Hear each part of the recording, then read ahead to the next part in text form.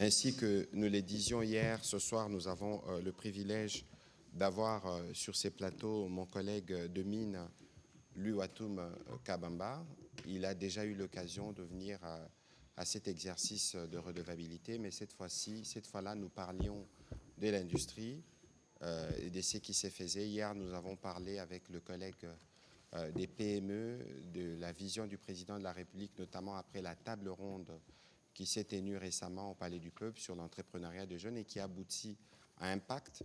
Ce soir, nous voulons revenir sur un secteur des croissances, un secteur sur lequel la République démocratique du Congo repose depuis des longues années, pour ne pas dire des siècles, mais évidemment avec la vision du ministre de Mines, en tout cas qui est celui que le président de la République et la première ministre ont confié les responsabilités à la tête de ce ministère. Ce soir, nous allons évidemment revenir sur la mission que le ministre a effectuée dans le Grand Katanga, principalement dans le Haut-Katanga, avec ce qu'on a connu comme incident CDM, mais aussi les événements tristes du Lalaba. Et vous avez vu vous-même que le ministre, j'ai envie de dire que nous rendons grâce à Dieu parce que nous avons vu le crash que votre avion a connu, heureusement, que Dieu est avec nous et que nous pourrons continuer à bénéficier de votre expertise parce que la mission, justement, vous l'effectuez pour exprimer la compassion et la solidarité du gouvernement. Nous aurons l'occasion d'y revenir, mais en premier, parce que c'est pour la première fois que nous vous recevons dans ces cadres, Monsieur le Ministre, en tant que ministre de Mines, est-ce que vous pouvez nous dire en quelques lignes comment avez-vous pensé donner une nouvelle dynamique à ces secteurs qui a toujours été considérés comme les secteurs qui va permettre à la République démocratique du Congo de connaître son développement? Bonsoir d'abord, cher Patrick, et bonsoir à tout le monde. Avant toute chose, j'aimerais quand même vous féliciter pour cette initiative, cet exercice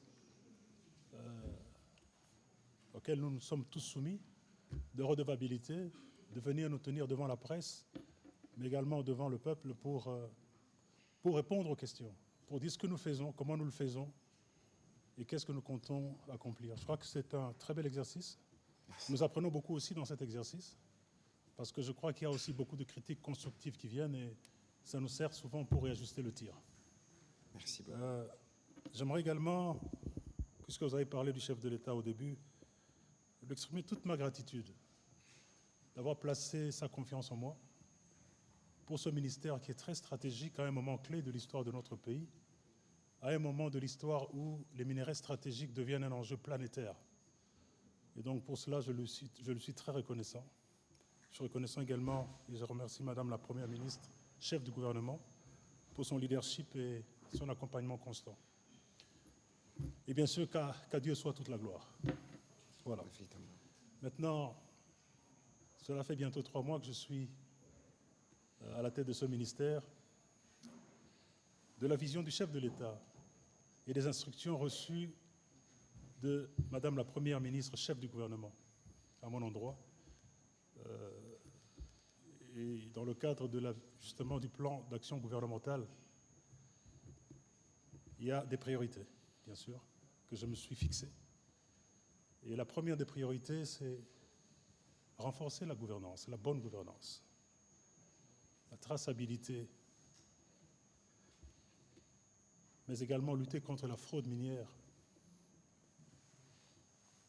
encadrer l'artisanat minier comme il se doit, regarder à ce cliché que le secteur minier continue d'afficher depuis près de 100 ans de mining en RDC, où tous les sites miniers sont des îlots de prospérité pour une élite et sont souvent entourés d'un océan de misère. Casser ce cliché-là et diversifier l'écosystème d'activité économique autour de tous ces sites-là pour que réellement les richesses profitent aux Congolais. Et bien sûr, parmi mes priorités, il y a également des réformes qui se veulent courageuses. C'est permettre aux communautés locales et aux Congolais de participer justement au capital de tous ces grands projets miniers. Il est temps que les Congolais deviennent actionnaires dans les mines. Les réformes sont déjà très avancées à l'étude. Nous allons les annoncer très bientôt. Il y a un groupe d'études qui travaille là-dessus pour que nous puissions les finaliser. Et de même l'exploration géologique. J'ai toujours dit les mines commencent par l'exploration géologique. Les mines se développent par la géologie et les mines se terminent par la géologie. Il est très important que nous mettions des moyens dans l'exploration géologique, mais cette fois le faire avec des géologues congolais. Ceux-là que j'appelle les enfants de Dieu. Je les appelle les enfants de Dieu parce qu'un gisement, en termes juridiques, c'est un acte de Dieu. Et donc, il n'y a que les enfants de Dieu qui peuvent lire un acte Gisement, de Dieu. un acte de Dieu. Oui, juridiquement, un gisement, c'est un acte de Dieu. C'est pour ça que j'appelle les géologues les enfants de Dieu. C'est eux qui découvrent les actes de leur père. Il faut leur donner des fonds d'amorce, il faut leur permettre de découvrir les gisements, parce que nous voulons aussi casser un autre cliché. Celui de toujours voir des géologues venus d'Australie, de Canada, ils sont souvent blancs avec beaucoup de barbe blanche qui découvrent les gisements chez nous. Donc je crois que les Congolais sont très bien formés pour le faire aussi. J'ai confiance en eux, j'en côtoie beaucoup, ils n'attendent que ça. Ils n'ont pas peur d'aller aux 100 000 diables, ils n'ont pas peur de morsures de serpents, ils n'ont pas peur de boire l'eau sale et avoir une dysenterie ou une malaria. Ils sont prêts pour cela. Il faut leur donner les moyens, il faut les supporter pour le faire. Voici très brièvement les priorités que nous nous sommes fixées. Tout à fait. Et sur lesquelles nous travaillons. Voilà. Évidemment, nous aurons l'occasion de revenir point par point, si le temps le permet, parce que je crois que dans votre vision, vous avez eu le temps de le partager. On doit être en mesure de passer à l'étape supérieure parce que la République démocratique du Congo doit finalement renverser cette perception, pas cette perception, mais cette pauvreté vécue, alors que nous sommes entourés des œuvres de Dieu qui Absolument. découvrent les géologues, ces enfants. Absolument. Mais, Monsieur le Ministre, vous avez été d'abord dans le Haut-Katanga, après l'accident que nous avons vu, ensuite dans le Lualaba. Qu'est-ce que nous pouvons retenir d'abord de la première mission, mais aussi de l'autre mission, avant de reparler de la problématique des artisanaux, des certains axes que vous nous avez donnés tout à l'heure? Oui, très bien. Le premier incident, c'est le 4 novembre, si je me rappelle bien. J'ai été saisi d'un débordement d'un bassin de rétention de la compagnie minière CDM, mais avec des répercussions assez graves dans l'environnement. Des eaux acides qui se déversaient un peu partout et qui affectaient bien sûr les populations, qui affectaient les puits d'eau, qui affectaient même l'écosystème des rivières et autres, avec des poissons morts et autres. Nous nous sommes rendus sur les lieux. Et bien entendu, le constat que nous avons fait était un constat malheureux. C'était un constat de mépris des normes élémentaires de conception, de construction et d'opération d'un bassin de rétention. Je ne vais pas aller dans les termes trop techniques, mais tout ce que je vais vous dire simplement, c'est qu'un bassin, le lieu où on le construit est sélectionné selon certains critères, et la géomembrane qu'on pose pour retenir les eaux aussi est posée sur un sol qui est bien préparé, qui est compacté avec certains standards. Et il y a des méthodes pour détecter les fuites pour que la nappe aquifère ne soit pas polluée. Tous ces standards n'étaient pas au rendez-vous, et encore moins la façon d'opérer, la façon de détecter ou de prévenir à l'avance un pareil accident. Les accidents peuvent arriver dans la vie, mais un accident d'un bassin pareil, ça ne vient pas et ça surprend tout le monde. Non, il y a des signes avant-coureurs. Et donc, il n'y avait rien de tout cela. Nous avons mis en place une commission d'enquête pour enquêter, établir la vérité, toute la vérité, établir les responsabilités également, parce que les sanctions vont s'en suivre. Parce que la société sera tenue, bien sûr, de réparer tous les dégâts qui ont été causés à l'environnement. Elle sera tenue de dédommager tous ceux qui ont été affectés d'une manière ou d'une autre. Elle sera tenue également de payer tous les travailleurs pendant tous les 3 mois, parce que j'ai pris une décision de suspendre cette opération-là pendant 3 mois, leur donner la chance de réparer. Et je ne lèverai cette mesure que quand je serai suffisamment satisfait que les mesures ont été prises pour préserver l'environnement et les populations autour de cette mine. Voilà brièvement ce qui s'est passé, mais je dois avouer également que les responsabilités sont partagées, parce que pour en arriver là, notre administration devait jouer également son rôle. Et donc il y a un besoin de renforcer la capacité de notre administration pour que les contrôles se fassent de manière plus efficace et qu'on puisse prévenir pareil incident. Lorsque cet incident sera clos, nous allons étendre la mission de cette commission pour aller dans les autres sites également. Absolument. Pour voir ce qui s'y passe, pour prévenir justement que pareil incident ne se produise. La raison pour laquelle nous faisons tout cela, ce n'est pas la chasse à l'homme. Il faut établir les responsabilités, certes, mais c'est surtout prendre les mesures pour prévenir que cela ne se reproduise encore. Je crois que c'est notre responsabilité de le faire, nous devons le faire. Et d'ailleurs, à ces propos, justement, le président de la République, à la 66e réunion du Conseil de ministres, est revenu là-dessus et qui vous avait chargé, Monsieur le ministre, avec notre collègue de l'Environnement, de renforcer la surveillance, la coordination, la rigueur des services techniques placés sous votre autorité afin de prévenir toute récidive de telles catastrophes. Et vous avez sûrement suivi que le ministre de la Justice a à ses propos tiré les conséquences qu'il faut pour que les responsabilités puissent être pleinement établies. L'autre volet de votre mission, Monsieur le ministre, c'est le Lalaba. Évidemment, on a vu ce qui s'est passé avec le crash, mais vous y allez pour exprimer la compassion du gouvernement après l'éboulement et ce qu'on a vu sur le terrain. Qu'est-ce que vous pouvez nous dire, évidemment, de cet incident et des conséquences que vous avez tirées? Oui, tout à fait. C'est un incident très malheureux et ici, je salue encore la mémoire de tous ces jeunes qui ont perdu leur vie. Vous savez, c'est une vraie tragédie. Lorsqu'on est âgé entre 15 et 35 ans, de perdre sa vie dans des conditions pareilles, une bousculade qui s'ensuit de jeunes gens qui tombent dans une sorte de ravin où il y a de l'eau, de la boue, et on finit par une bousculade, une noyade, etc. C'était tragique. Je tiens à dire une chose, ces jeunes gens qui meurent comme ça, ce sont vos enfants et ce sont nos enfants. Je les considère comme mes enfants, comme mes propres fils, parce que nous sommes africains. L'enfant du voisin, c'est votre enfant. Il a le droit de venir manger chez vous. Il peut même dormir chez vous, c'est chez lui. C'est une vraie tragédie. C'est pour cela que, fort du message du chef de l'État que j'avais vu la veille de mon voyage, parce qu'il suit cette situation de très près, il m'a reçu pendant près de 2 heures, nous avons parlé. Il m'a donné des mots de compassion pour cette jeunesse et il m'a prié de faire tout ce qui est en notre pouvoir pour que pareille chose ne se reproduise plus. C'est fort de cela que nous nous sommes rendus sur le site. Il y a eu le crash qu'il y a eu, nous rendons grâce à Dieu. Nous en sommes sortis vivants. Et dès que le médecin a permis qu'on puisse reprendre du travail, dans les heures qui suivaient, on a repris du travail.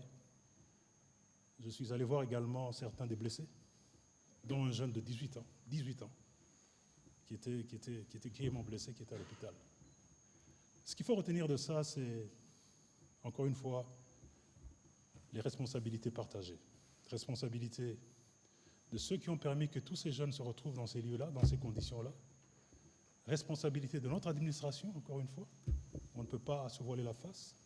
Responsabilité de ceux-là qui achètent ces minerais, sachant bien que ces minerais sont extraits dans des conditions qui sont celles qu'elles sont. Les responsabilités sont à plusieurs niveaux. Je ne vais pas anticiper sur les conclusions de l'enquête, mais tout ce que je vais vous dire, c'est que rien ne sera épargné. Aucun officier supérieur de l'armée galonné ou étoilé ne sera épargné. Aucun cadre supérieur de l'administration, qu'elle soit provinciale ou nationale, ne sera épargné. Personne n'est au-dessus de la loi. C'est comme ça que je travaille en étroite collaboration avec mon collègue de la justice. Tout à fait. Pour que justement justice soit faite, que les responsabilités soient établies, que les poursuites soient engagées, parce qu'il faut qu'il en soit ainsi. On ne peut pas continuer à pleurer nos morts à cause de la bêtise humaine, à cause de la corruption, à cause des pratiques qui finalement ne nous honorent pas et qui font que parfois nous ne sommes pas respectés à travers le monde. Cela doit s'arrêter. Voilà, merci beaucoup, Monsieur le Ministre, pour vos mots introductifs. Ici, je rappelle que pour les problématiques que nous avons notées, le Président de la République a eu l'occasion de revenir dessus en Conseil de ministres et que des mesures seront prises pour qu'à la fois, pour ce que nous avons vu au sujet du bassin de rétention ou pour ce que nous avons vu dans les là-bas, ne se reproduisent plus. Des accidents peuvent toujours arriver, mais il y a une action qui doit être faite notamment dans le sens de l'administration, mais aussi dans les chefs de tous ceux qui sont complices et qui conduisent à des conséquences comme celles que nous avons vues dans le Lalaba. Monsieur le ministre, on va commencer l'exercice pour lequel nous sommes ce soir pour mieux édifier ceux qui nous suivent. On va commencer avec monsieur Oscar Mbal de la Télévision nationale.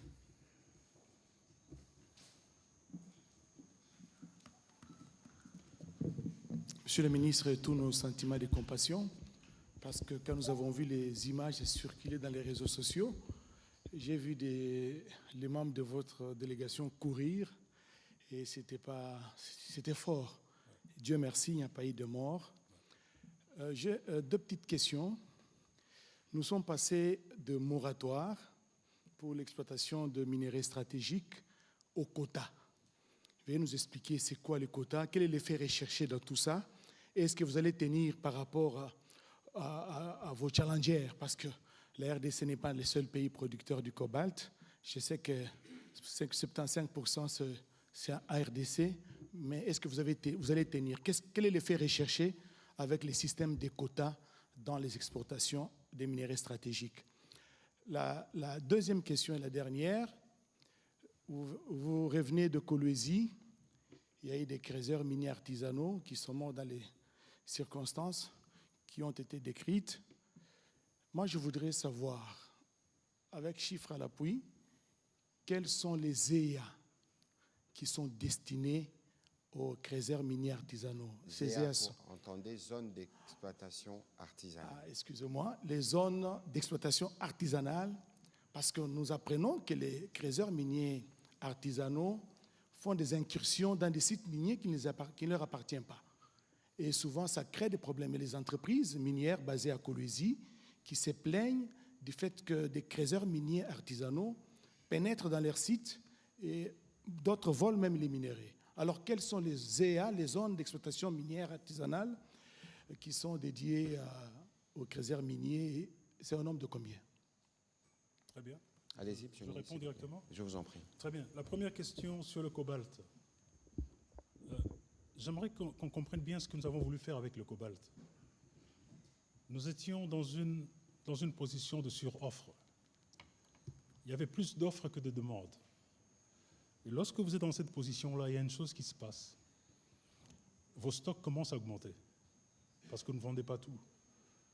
Et quand vos stocks commencent à augmenter, ça doit vous dire ce qui va venir après. Le prix va s'effondrer. Et nous voulions empêcher cela. C'est pour cela que nous avons, à un moment donné, interdit complètement l'exportation du cobalt. Je sais que ça nous a coûté cher à nous-mêmes aussi, au Trésor, parce que c'est des revenus qui ont été déférés, en fait, qui ne sont pas perdus, qui sont déférés, parce que le stock est là, on va le vendre. Je vous annonce d'ailleurs qu'en principe, cette semaine, les exportations doivent reprendre. Donc c'est ce qui s'est passé, tout simplement. Maintenant, dans la reprise des exportations, nous avons voulu un quota pour mieux contrôler. Oscar, vous savez, lorsque vous détenez 70% des réserves mondiales d'une commodité, c'est votre droit le plus strict de dire, de dicter votre volonté, ce que vous voulez faire. On ne peut pas laisser ça à la compétition internationale, tout simplement, et être spectateur. On ne peut pas laisser ça simplement à ce que les anglo-saxons et les traders appellent fear and greed, parce que le marché a un côté irrationnel. La peur de perdre de l'argent, mais également la soif de gagner trop, de la cupidité. C'est toutes ces forces qui conduisent le prix. Nous ne pouvons pas rester spectateurs de ça. C'est pour cela que nous avons régulé cela. Il y a beaucoup de sceptiques, des gens qui ont pensé qu'on n'allait pas y arriver. Regardez le prix du cobalt là où il était lorsqu'on s'en prit la mesure où nous sommes aujourd'hui. Maintenant, c'est vrai. On disait 11 000, aujourd'hui c'est 54 000, si mes chiffres sont bons. Je n'ai pas regardé le dernier prix, mais nous avons monté en gamme très haut par rapport à ce que le prix était. Maintenant, c'est vrai, nous sommes dans une géopolitique internationale qui est turbulente aujourd'hui. Comme on dit, le monde est devenu volatile, incertain, complexe et ambigu à la fois. Personne ne peut réellement prédire de quoi demain sera fait. Mais en toute responsabilité, nous avons pris nos responsabilités, nous avons établi les quotas, et ces quotas ont été bien réfléchis aussi. Nous avons regardé la moyenne statistique de tous ces exportateurs de cobalt sur les 3 dernières années. En fonction de ce qu'ils exportaient, nous leur avons alloué ce quota-là, pour qu'ils ne se sentent pas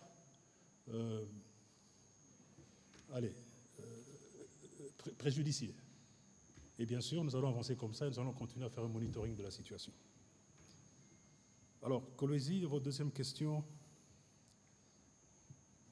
c'est vrai, c'est une question complexe parce qu'il y a énormément de coopératives, mais en principe, une coopérative doit à une coopérative, on doit assigner une zone d'exploitation artisanale pour qu'elle puisse travailler. On s'est retrouvé avec beaucoup de coopératives, mais sans zone d'exploitation artisanale. Et c'est ce qui explique en partie l'envahissement de certaines zones concessions industrielles, ce qui n'est pas du tout acceptable, je dois avouer. Ce que nous avons fait, c'est rassembler notre administration dès notre entrée au ministère et mettre beaucoup de pression sur notre administration pour leur faire comprendre qu'écoutez, nous n'avons aucune excuse ici. Nous devons générer suffisamment de zones d'exploitation artisanale viables pour ces jeunes gens et avoir un système transparent et responsable pour allouer ça aux coopératives. À ce jour, nous venons d'en générer 64, mais c'est encore une goutte d'eau dans l'océan. Au vu de la masse des creuseurs et des coopératives, il faut des centaines et des centaines de EA. Donc c'est du travail en progrès. Nous devons continuer, nous mettre sous pression pour en sortir suffisamment, parce qu'il ne suffit pas seulement de délimiter une ZEA. Il faut encore qu'on étudie un peu plus où se trouve la minéralisation pour qu'on puisse faire de la découverture, pour que ces jeunes puissent travailler dans des conditions avec moins de pénibilité. C'est tout ça que nous faisons ensemble. Ce que j'ai fait, c'est approcher ces coopératives, leur dire nous allons le faire ensemble. Ce n'est pas vous et ce n'est pas nous, c'est nous ensemble. Parce que je tiens encore à dire une chose. Il y a près de 3 millions de creuseurs aujourd'hui dans notre pays. Ce n'est pas de leur faute. Ce n'est pas du tout de leur faute. Et on a tendance à les peindre comme des hors-la-loi. Ils ne sont pas non plus des hors-la-loi en réalité. Leur seul péché, c'est que nous n'avons pas, nous, en fait, su leur donner un avenir, un emploi ou des conditions de vie. Et leur seul péché, c'est qu'ils ont refusé d'aller s'abîmer en mer en cherchant à aller en Europe, s'exiler. Ils ont préféré rester au pays, s'organiser. Et croyez-moi, certaines de ces coopératives que j'ai approchées sont très organisées, beaucoup plus organisées qu'on ne pense. Et donc, c'est à nous de les encadrer. C'est à nous de dire, très bien, vous êtes déjà organisés, joignons nos forces, voici quelques zones d'exploitation artisanale où nous pouvons vous placer, certains d'entre vous du moins, mais c'est un processus. Mais deuxièmement, je ne pense pas que de tous ces 3 millions de creuseurs, parce que je les côtoie, je leur parle, certains sont des gradués, des licenciés d'université, des ingénieurs, des techniciens. Certains, ce n'est pas réellement leur métier, ils le font par défaut. Mais alors il faut leur donner des passerelles au travers de la formation professionnelle pour les recycler dans des corps de métier qui, couplés à une politique de grands travaux, peut les absorber dans autre chose que l'artisanat minier. C'est comme ça que nous travaillons en étroite collaboration avec le ministère de la formation professionnelle pour donner cette alternative-là. Maintenant, c'est vrai, parmi eux, il y en a qui sont des purs et durs, qui disent que ça, c'est mon choix. Moi, je suis un creuseur, je vais crever dans mon trou, c'est ma vie, etc. Il faut respecter leur choix également.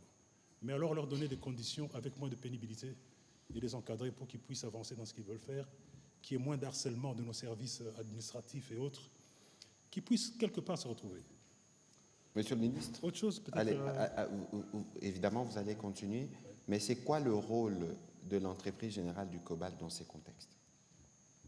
L'entreprise générale du cobalt, c'est une initiative souverainiste qui veut justement encadrer nos coopératives, leur donner les moyens de travailler dans des bonnes conditions, racheter leur production à des prix qui sont compétitifs, au lieu d'être des victimes de tous ces traders et ces entremetteurs, etc., pour que finalement ils soient valorisés. Voilà. Très bien. Mais ce que je voulais dire, c'est que, au-delà de ces initiatives, je reviens de Genève avec Madame la Première ministre. Tout à fait.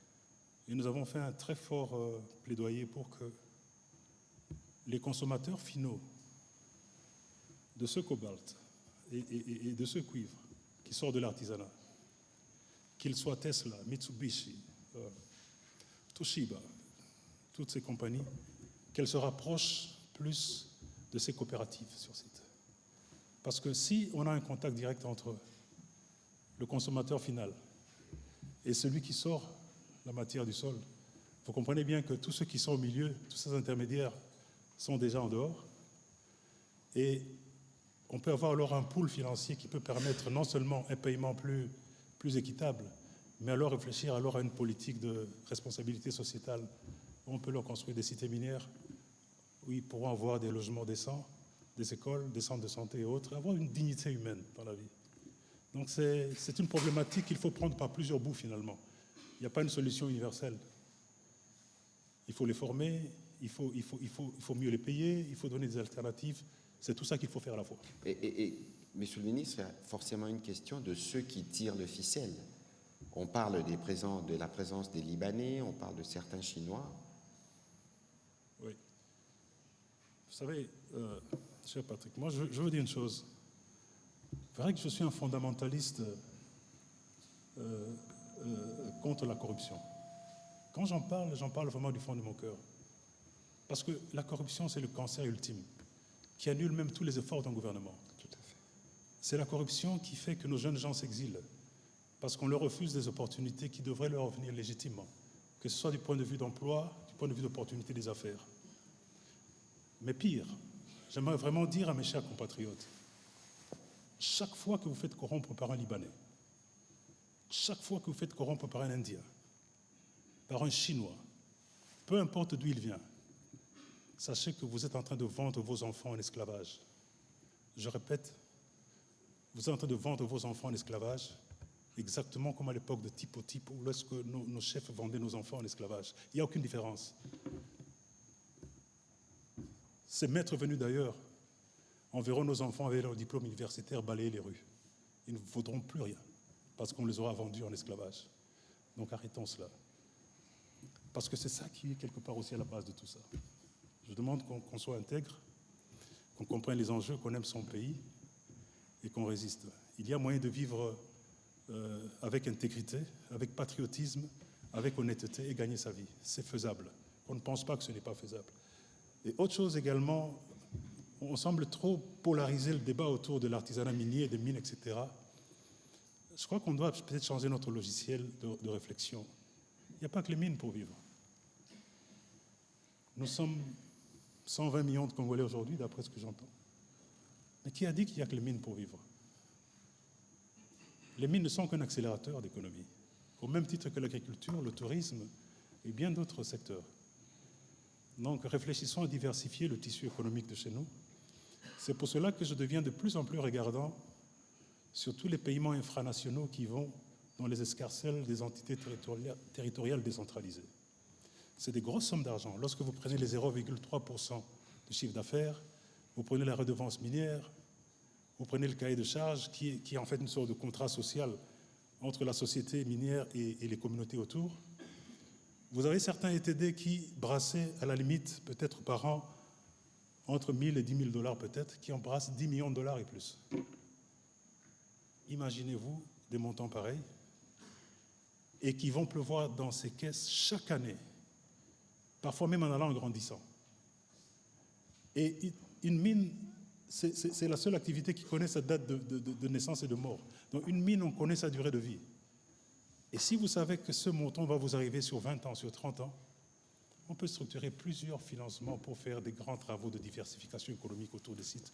On n'a pas besoin d'aller au FMI, on n'a pas besoin d'aller à Washington pour emprunter de l'argent. L'argent est là. Maintenant, c'est à nous de réfléchir à des cahiers de charges et à une réflexion telle que nous nous posons tous la question, avec ce que les mines nous donnent aujourd'hui, Qu'est-ce qu'on en fait? qu'est-ce qu'on en fait? On va construire 6 salles de classe, on va construire un centre de santé, appeler l'autorité pour applaudir, la télévision nationale pour relayer ça, pour dire... Donc, la vraie question est la suivante, Oscar. Quand 20 ans seront épuisés, quand le dernier minerai sera extrait, quand il y aura un trou béant qui va rester là-bas, qu'est-ce que nous léguons à nos générations futures? C'est ça la vraie question. Est-ce que nous voulons léguer un grand centre universitaire là-bas? Est-ce que nous voulons faire une Silicon Valley? Est-ce que peut-être du point de vue géographique, l'endroit est situé à tel endroit que ça sera un grand hub de logistique à la croisée de plusieurs routes d'intérêt économique? Je ne sais pas. Mais cette vision-là, nous devons l'avoir aujourd'hui, la construire à partir d'aujourd'hui. Et ne pas continuer dans cette histoire de 6 salles de classe et dispensaires, etc. Nous devons arrêter cela et voir plus loin. Voilà, merci beaucoup, Monsieur le ministre de Mines. Votre équipe renseigne qu'en février, la tonne du cobalt s'est négociée autour de 21 000 $ et aujourd'hui nous sommes à presque 50 000 $. Et voilà. Donc je crois que, après tout, ce n'était pas mauvais de déférer ce bénéfice-là, parce que maintenant nous allons commencer à le vendre à 50 000 $. On l'aurait vendu à 20 000 $ et il serait allé en continuer à s'enfoncer en fait, parce qu'on était en position de oversupply, de suroffre. Donc je crois que nous avons pris ces décisions-là de manière responsable. Et j'ai été clair avec les Chinois, avec tous ceux qui s'agitaient. Je leur ai dit très simplement, nous n'avons des excuses à présenter à personne pour cela. Mais nous avons des excuses à présenter à personne. Nous assumons notre souveraineté, il en sera ainsi. Et c'est tout. Voilà. Et voilà, c'est 70% de réserve de cobalt du monde. On va prendre la prochaine question avec Marlon Kachamou, puis M. Gloria Fefere se prépare.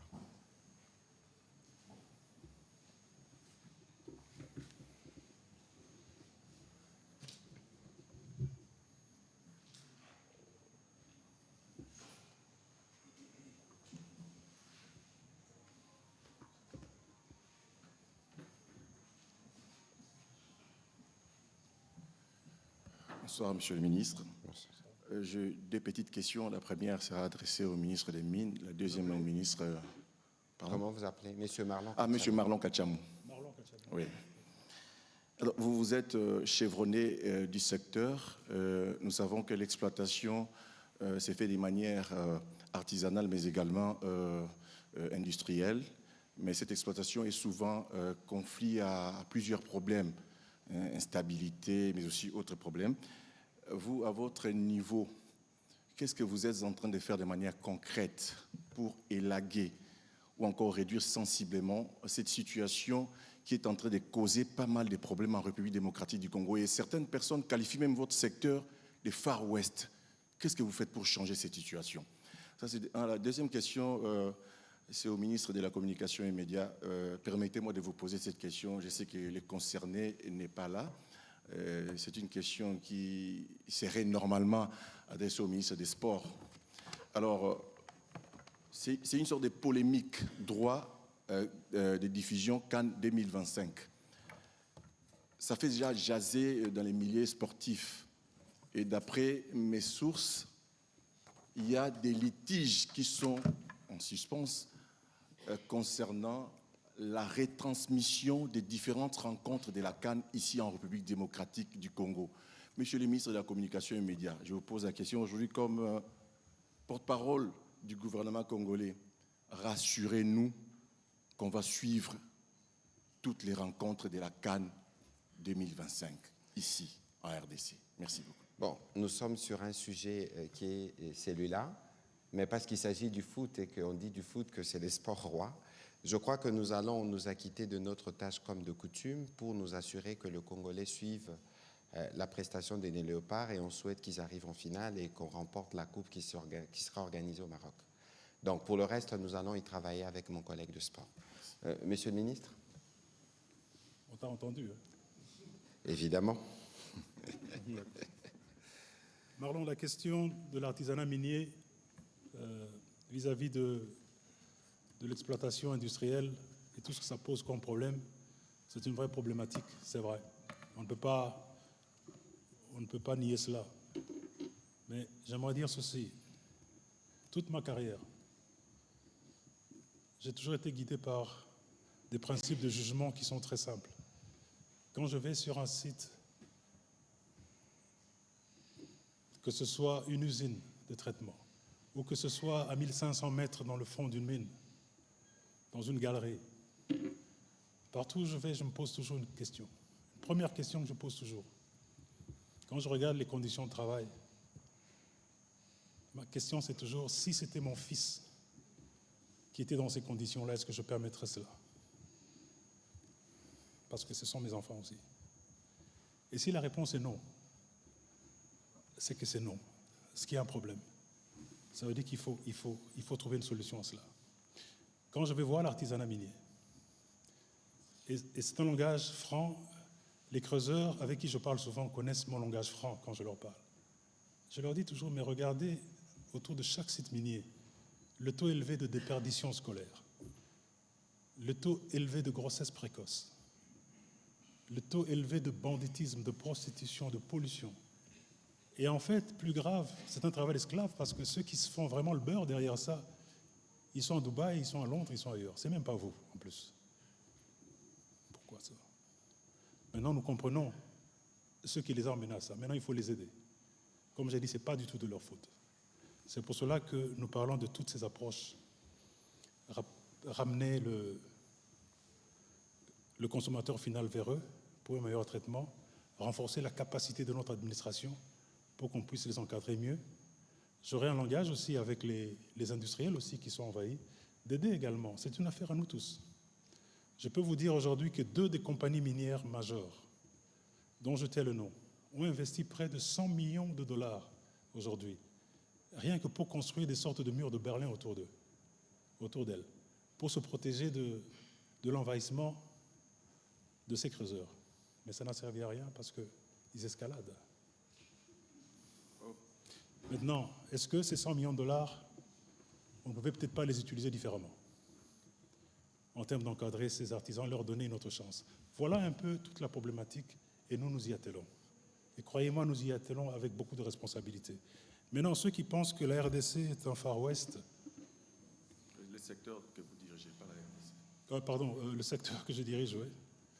Merci pour la correction. Nous venons de boucler une grande tournée en Europe, en Amérique et également en Chine. Et à ceux qui ont cette perception-là, je leur dis ceci. Autant vous nous regardez, autant nous vous regardons. Ça fonctionne de 2 manières.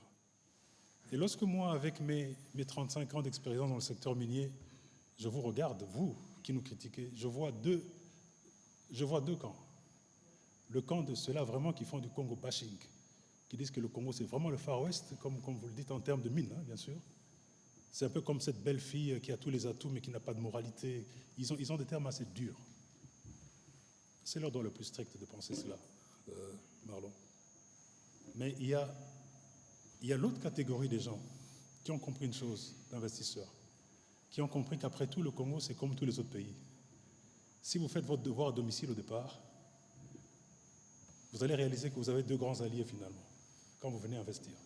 Et ces 2 grands alliés, ce n'est pas le président Félix, ce n'est pas Madame Judith Souminois, encore moins moi, ministre des Mines, parce qu'on a fait une belle photo dans mon cabinet, rien du tout. Vos 2 meilleurs alliés, c'est d'abord les lois et règlements de notre pays, parce que ça garantit votre investissement, ça garantit le cadre fiscal et la stabilité du cadre fiscal pour vous, ça protège même vos actifs, la loi et les règlements. Et puis le deuxième allié, c'est l'administration, avec laquelle vous devez travailler, qui va vous donner toutes les autorisations dont vous avez besoin pour que vous puissiez exécuter votre plan d'affaires avec une effectivité militaire et que vous puissiez réussir. C'est important pour nous que vous réussissiez parce que quand vous réussissez, vous faites un profit. Une partie de ce profit va venir dans notre trésor. Nous sommes avec vous. Et ce camp-là, de ceux qui ont compris ça, Marlon, je peux te dire à ce jour, ça va peut-être te surprendre, ils ont investi près de 45 milliards de dollars dans notre pays. Le jour que je faisais le crash à Kolwezi, à 30 km de là, on mettait à feu la fonderie la plus moderne du monde, en technologie qu'on appelle direct to blister, flash smelting, c'est-à-dire on prend un concentré, on l'enflamme avec du flash complètement fermé, aucune pollution environnementale, ça a du produit du cuivre à 9,9%. Ça a coûté 1 milliard de dollars, ça a été fait. Simok va monter en gamme de 600 000 tonnes à 800 000 ou 1 million de tonnes, ils vont dépenser un autre milliard de dollars. Ce Congo-là, il avance avec les gens qui ont compris. Alors, ceux-là qui continuent à parler Far West, la dernière chose que je leur dis, c'est ceci. Après tout, la décision d'investir en RDC, elle est binaire. Vous venez ou vous ne venez pas. Si vous avez fait votre devoir, vous estimez qu'il ne faut pas aller, parce que c'est un Far West, on va respecter. Mais seulement retenez une chose, et tenez ça de moi. Vous allez compter le coût des opportunités perdues, et ça sera d'une proportion biblique. Parce que les Chinois qui sont venus investir, personne ne leur a déroulé le tapis rouge, après tout. Ils sont venus, ils ont vu les opportunités. Ils ont fait ce qu'un businessman appelle le risk assessment. Ils ont évalué les risques, dit comment on va faire du business ici. Après, ils ont mené les capitaux et la technologie. ils ont maintenant une dominance du secteur qui fait jaser l'Occident. Et c'est ce que je dis à l'Occident, faites attention. Le coût des opportunités perdues va vous rattraper après. Après, vous décidez, vous faites comme vous voulez. Voilà. Monsieur le ministre, vous allez de dire deux choses très importantes parce que généralement, quand on parle de mines, nous prenons beaucoup de temps évidemment pour parler des EEA, où on aime bien nous accuser parfois faussement de corruption et de toutes ces choses qui ne sont pas positives. Mais vous venez de dire qu'on a investi 1 milliard, 45 milliards dans des opérations qui n'ont pas été faites dans un pays du monde avant le Congo. Non, je dis, ça a été peut-être ailleurs, on a investi aussi, hein. Mais je dis que chez nous, au Congo, aujourd'hui, on peut compter jusqu'à 45 milliards de dollars d'investissement dans nos grandes mines. Et des technologies de dernier. La technologie, elle est de dernière pointe. J'ai vu cette technologie-là, j'étais la voir en Finlande et en Pologne. C'est le dernier cri, c'est la Rolls-Royce la plus moderne des Monsieur le ministre, nous demandons à voir, parce qu'il faut montrer évidemment cette autre face du secteur minier congolais où nous avons les plus grosses boîtes du monde et qui fournissent notamment le cobalt à Tesla. Oui. Cette fonderie, c'est un monstre qui vous prend 500 000 tonnes de cuivre là. Vous passez le concentré par ici et de l'autre côté, ça vous sort un cuivre à 9,9%. Et ça vous sort aussi de l'acide sulfurique en plus. C'est incroyable. Mais il faut que les gens comprennent de quoi on parle ici. C'est ça le vrai Congo qui avance, avec ceux qui ont compris. Et pas les Far West qu'on raconte. Non, ça n'a rien à voir avec le Far West. Quelqu'un va mettre $1 milliard. Ça a été mis là. Je vous dis, le lundi d'il y a une semaine, ce jour-là où on faisait un crash, on mettait à feu cette fonderie-là. Vous voyez ça? Voilà, on va prendre la prochaine question avec Gloria Mfefere et puis je vais demander à M. Jacques Amboka et Benoît Niemba de se préparer pour les prochaines. Merci, Excellence, pour la parole. Je suis Gloire Mfefere, du journal La Prospérité. J'ai quelques questions que je voudrais poser au ministre Louis Atoum. En premier lieu, je reviens sur les 64 zones d'exploitation artisanale identifiées. Excellence, à quand la phase d'opérationnalisation pour que finalement nous puissions éviter de mort? La deuxième question, Excellence. Certaines voix disent que vous peinez à attirer des investisseurs en dépit de votre volonté ici que vous avez ici évoquée. Que répondez-vous à ces gens-là? La troisième question, Excellence.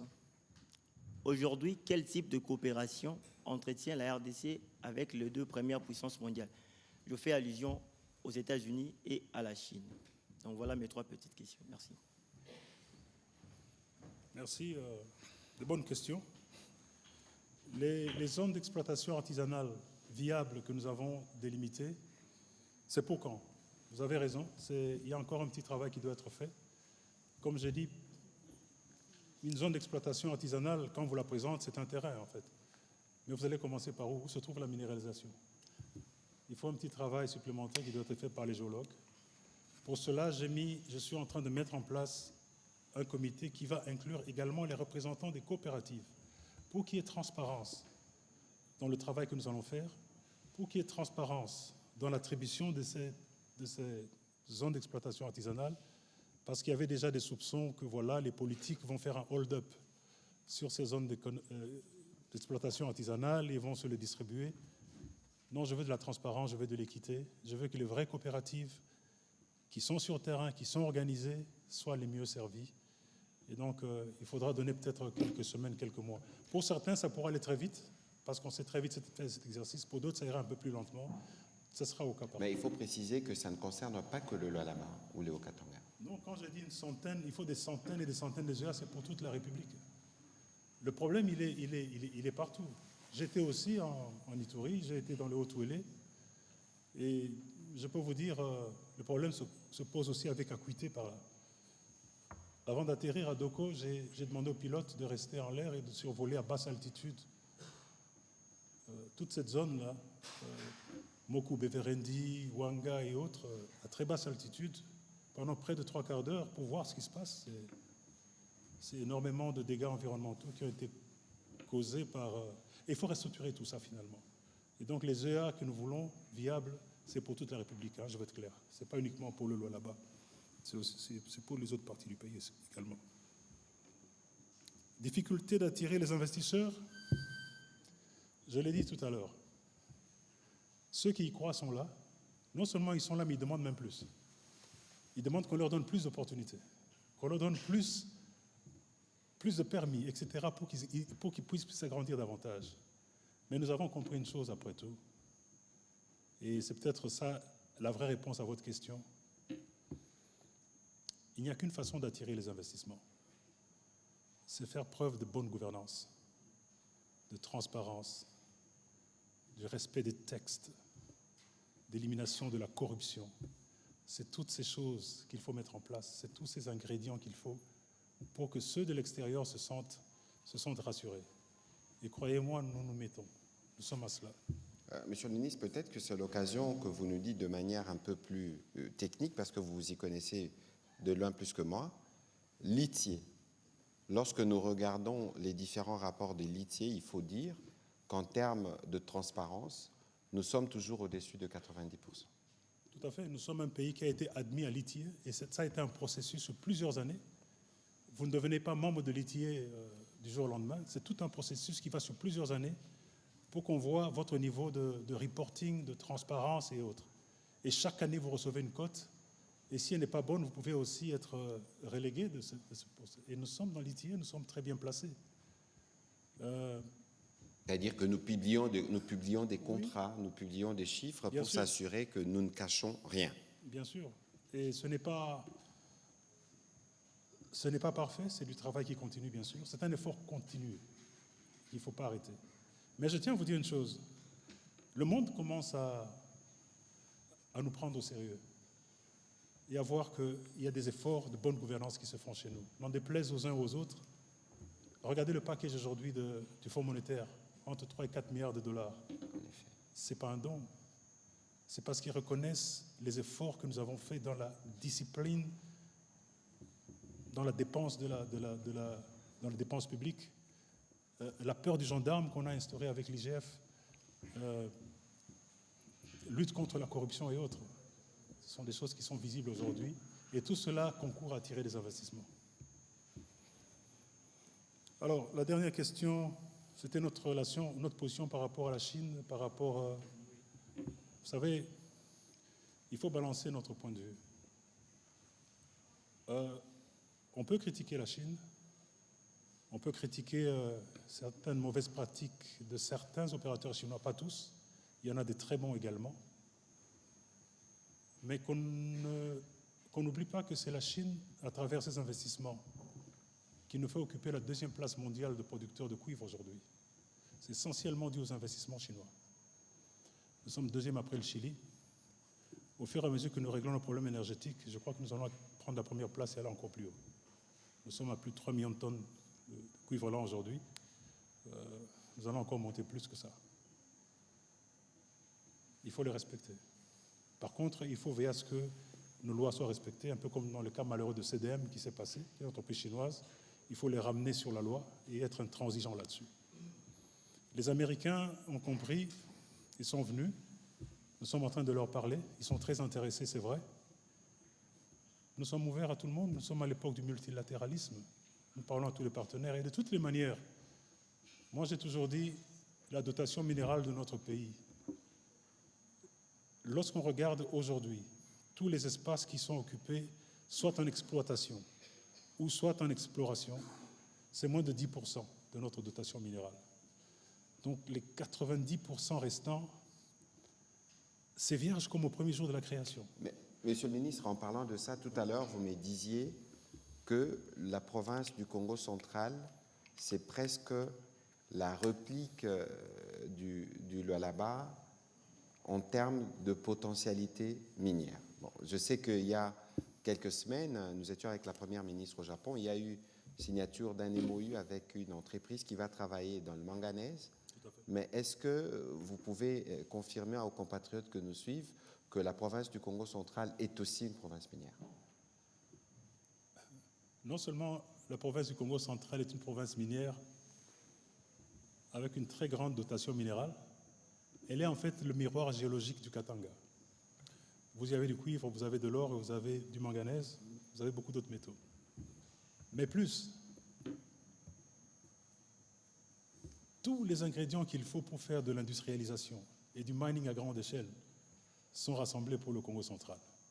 Vous avez la proximité d'un port qui s'appelle Matadi, vous avez l'électricité qui est là, parce que Inga est à côté, vous avez le chemin de fer, vous avez les routes, le capital humain, vous l'avez, parce que Kinshasa n'est pas aussi loin, n'est pas aussi éloigné de là.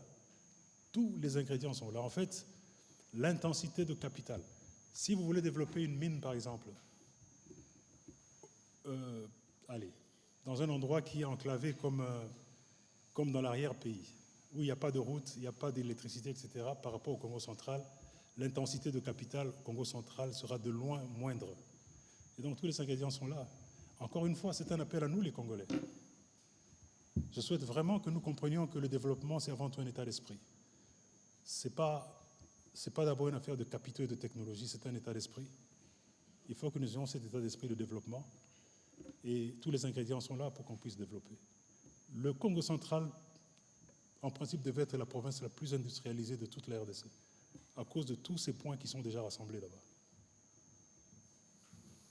Voilà, on va prendre rapidement les questions de M. Jacques Amboka, puis ce sera M. Benoît Nimba.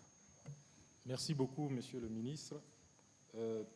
Deux petites questions à son Excellence, Monsieur le ministre de Mines. La première question, il y a 4 ans, la RDC avait organisé ici DRC Africa Business Forum.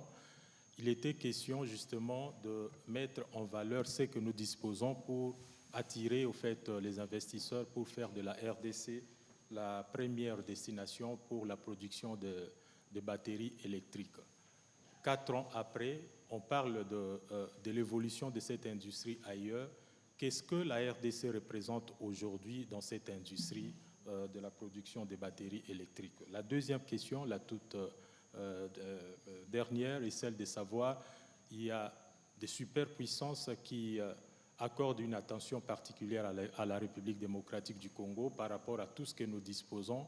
Est-ce que parmi ces puissances, nous pouvons également compter la Russie? Il y a également des investisseurs russes qui viennent pour investir dans le domaine des mines ici en RDC. Merci beaucoup. Monsieur le ministre, vous allez noter les questions de Benoît Nimba, comme ça on va profiter pour répondre à ces dernières séries et terminer cet exercice. Oui, Excellence, j'étais à Kolwezi quand l'entreprise générale des Cobalt a lancé ses premières 1000 tonnes inaugurales et votre représentant avait annoncé pendant la cérémonie que vous devriez signer une 50aine de arrêtés pour le ZEA. Et vous venez encore de dire qu'il y a un bon nombre de ZEA déjà. La question de savoir aujourd'hui, il y a déjà une centaine de zones artisanales et vous ajoutez encore cette 50aine d'arrêtés pour encore les artisanaux. Alors la question que je pose, les arrêtés que vous signez, c'est juste pour travailler avec EGC ou c'est juste pour ajouter sur ce qui existe déjà? Deuxième question, il y a une semaine, j'ai lisé un article sur vous. Vous étiez encore, je crois, président de chambre de commerce, président de chambre de mines, pardon, où vous essayez d'expliquer un peu sur la redevance, c'est que la RDC avait gagné sur les entreprises minières sur la redevance. La question que je pose maintenant, Monsieur le ministre, on est presque à la fin de l'année. La RDC a déjà encaissé combien sur la redevance minière, sur toutes les entreprises minières, et comment cela est réparti, parce que aujourd'hui, toutes les entreprises minières là où ils sont logés, quand vous sortez des usines, vous sentez la pauvreté. Quand est-ce que les Congolais vont profiter de ces minerais? Une question au porte-parole du gouvernement.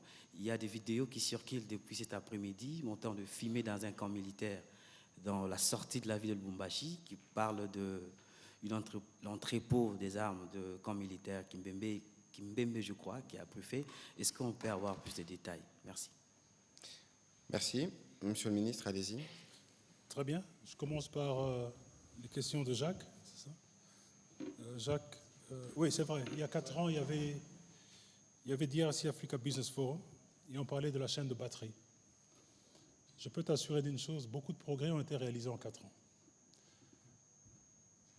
Nous avons d'abord fait des réformes très courageuses, de créer des zones économiques spéciales qui offrent des facilités fiscales, parafiscales, douanières et administratives, ainsi qu'un guichet unique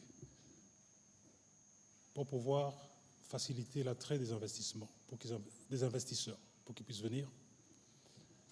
Ces zones d'exploitation, ces zones économiques spéciales également, nous y apportons l'énergie, les infrastructures d'accès. Nous avons inauguré, et j'étais encore ministre de l'Industrie, nous avons inauguré la zone économique spéciale de Moussompo, dans le Lualaba, près de 1000 hectares, dédiée uniquement à la chaîne de batterie, pour que les investissements puissent y faire. Elle est en cours de construction pour le moment. Nous étions en Chine il y a un peu plus de 2 semaines, 3 semaines, et nous avons convenu avec mon homologue chinois, le ministre des Mines de la Chine,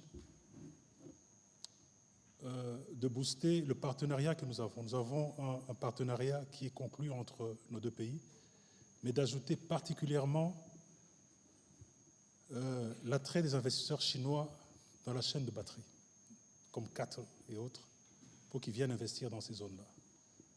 Et nous sommes en train de finaliser ce partenariat-là qu'on va signer au plus tard le 26 mars. Ça va inclure des investisseurs qui vont venir justement pour investir dans ces zones, mais également ça va inclure un volet de formation de nos géologues et d'échange de technologies. Parce qu'aujourd'hui, la géologie Greenfield, comme on dit, elle a beaucoup évolué. On utilise beaucoup la détection, la télédétection, en prenant des données satellitaires et géospatiales, en y mettant de l'intelligence artificielle. Ça permet d'aller plus vite, un peu moins de risques, et on sait découvrir des gisements plus vite, plus rapidement.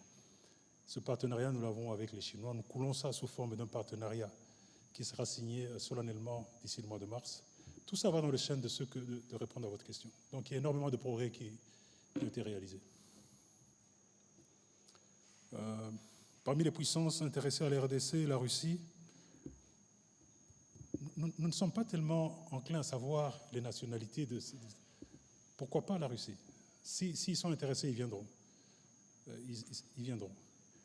J'ai simplement constaté que la RDC était vraiment un enjeu planétaire parce que, curieusement, lorsque j'ai été nommé ministre des Mines, les 2 premières semaines, dans mon cabinet, je m'attendais à recevoir les capitaines de l'industrie minière, la chambre de mines, etc. Non. C'était un défilé des ambassadeurs de la Chine, Union européenne, France, Grande-Bretagne, Allemagne, etc., qui n'ont pas, Chine et tout, qui n'ont pas cessé de défiler. Ça veut dire que c'est presque tous les pays du monde qui sont intéressés. Donc la Russie est la bienvenue. Elle a peut-être ses propres priorités que moi je ne sais pas commenter. Mais s'ils toquent à notre porte, ils sont les bienvenus. Nous n'allons pas discriminer contre eux. Il y a de la place pour les Congolais, mais aussi pour les autres pays qui veulent investir en RDC. Monsieur le ministre, très rapidement, les questions de Benoît, parce qu'on doit terminer pour... Je veux juste préciser une chose. Les arrêtés que je suis en train de signer, c'est pour justement officialiser ces EEA-là. Donc lorsqu'on met à la disposition des EEA, je dois prendre des arrêtés pour cela. Et je les signe au fur et à mesure que nous avançons. Donc EGC a un grand rôle à jouer, beaucoup plus dans l'encadrement de l'artisanat minier. Une fois que ces coopératives travaillent et produisent, EGC sera là pour les aider justement à amener de la matière pour que EGC puisse produire. Je crois que les premiers cathodes ont été produits par EGC dernièrement. Et nous allons continuer à financer, supporter EGC, parce que comme je dis, c'est une décision de souveraineté, EGC, pour que les Congolais, les coopératives finalement commencent à avoir des prix qui sont équitables et qui puissent quand même jouir des richesses de leur pays.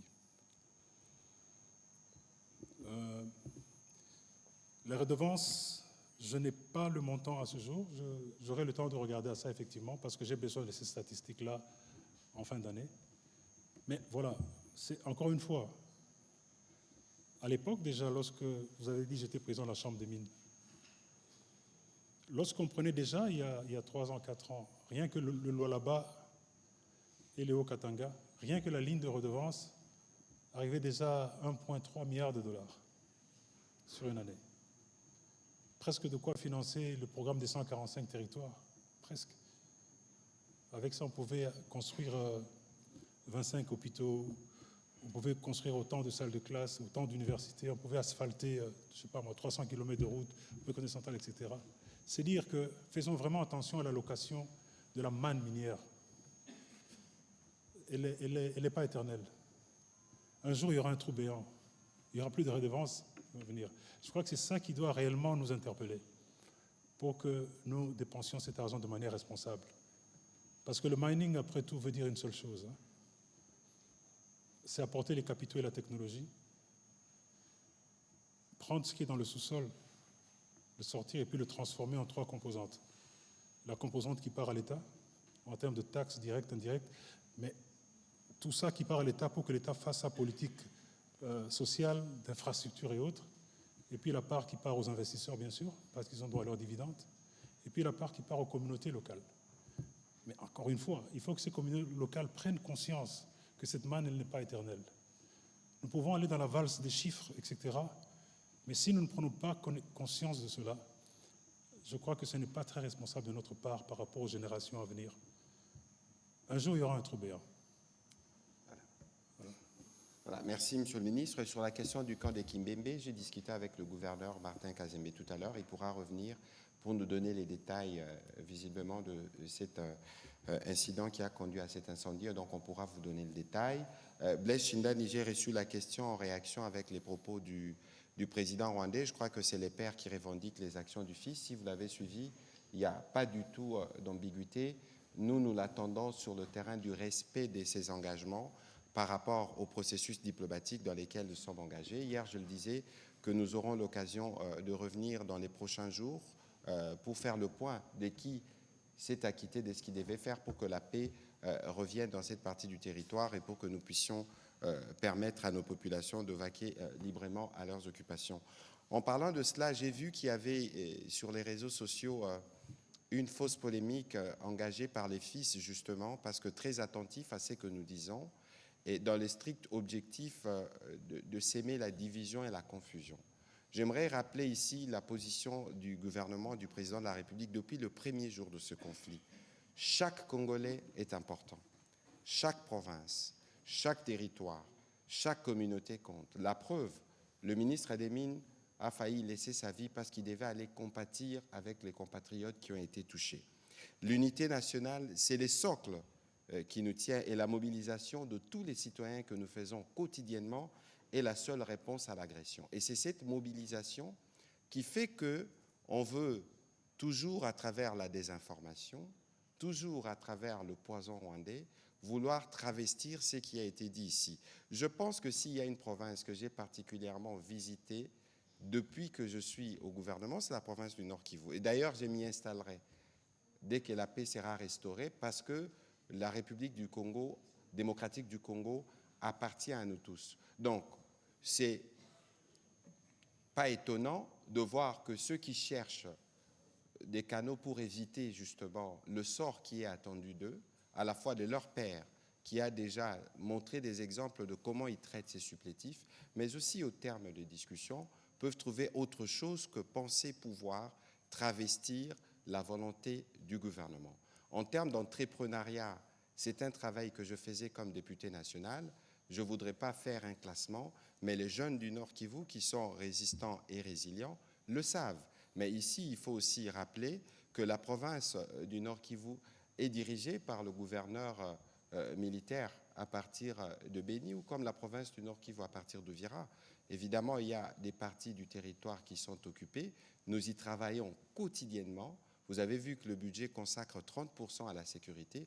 Et donc ici, le message qu'il faut repasser à toutes nos populations qui ont pu être victimes de cette manipulation, c'est que nous travaillons pour que chaque centimètre carré du territoire nous revienne et pour que chaque vie de Congolais soit préservée. Ce n'est pas ceux qui dénient l'existence de la crise humanitaire que le monde voit qui peuvent aujourd'hui se présenter comme la solution parce que c'est eux le problème.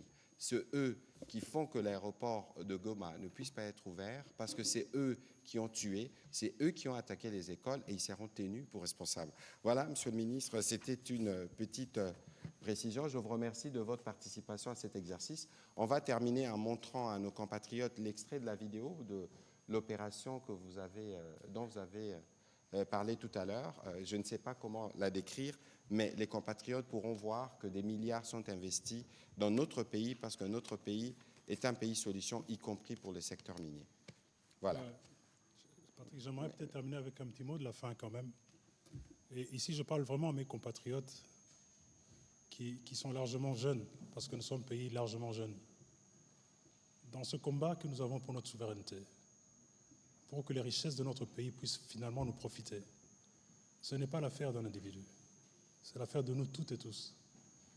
Il n'y a pas de spectateurs ici, il n'y a que des acteurs. Alors voilà le dicton que j'ai appris du président Emerson du Zimbabwe, lorsqu'on était à Harare. C'est un dicton Shona qui dit ceci. Construis ton pays, développe ton pays et prie pour ton pays, car aucun étranger ne le fera à ta place. Fin de citation. Merci. Merci beaucoup, Monsieur le Ministre. Merci pour votre attention.